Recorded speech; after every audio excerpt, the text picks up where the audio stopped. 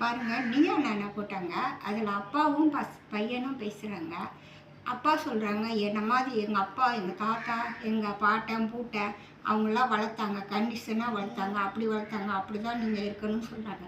இந்த காலத்தில் அப்படிலாம் வளர்க்க முடியாது பிள்ளைங்க. 9 வயசு 10 வயசு ஆனவுடனே அவங்க உலக அனுபவம் தெரிஞ்சுக்கிட்டு நம்மளை எதிர்த்து நிற்கிறாங்க. ஆனால் பிள்ளைங்க மேலே தப்பு இல்லை, பழகுற ஆளுங்க மேலே தான் தப்பு, டிவி மேலே தான் தப்பு. அதுக்கு நான் என்ன சொல்கிறேன், ஒரு அப்பா சொன்னார், பெரிய பையனை நல்லா பார்க்குறீங்க, என்னை பார்க்குறதே இல்லைன்னு சொன்னால் அதுக்கு என்ன பழமொழி சொல்லுவாங்க தெரியுமா? மூத்தது மோளை, இளையது காலைன்னு சொல்லுவாங்க. மூத்தது பிறந்த உடனே என்ன பண்ணுவாங்க, எல்லாருமே செல்லம் கொடுத்து அதை கெடுத்துருவாங்க.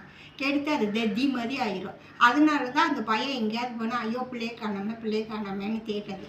ஆனால் ஒன்று இளைய பிள்ளை என்ன பண்ணும், ஊரெல்லாம் சுற்றினாலும் கரெக்டாக அந்த வேலையில் வந்து நிற்கும், தேடி வரும். அதனால அவங்களுக்கு ஃபோன் பண்ண மாட்டேன்றாங்க. எங்கே போனாலும் வீட்டுக்கு வந்துடுவான் அப்படின்ற ஒரு தைரியம். அதுக்காக 2 கண்ணுமே தான் வேணும். ஒரு கண்ணு தான் பெருசு, ஒரு கண்ணு தான் சிறுசுன்னு இல்லை. பசங்க அப்படி நினைக்கிறாங்க, அப்படி நினைக்காதீங்க.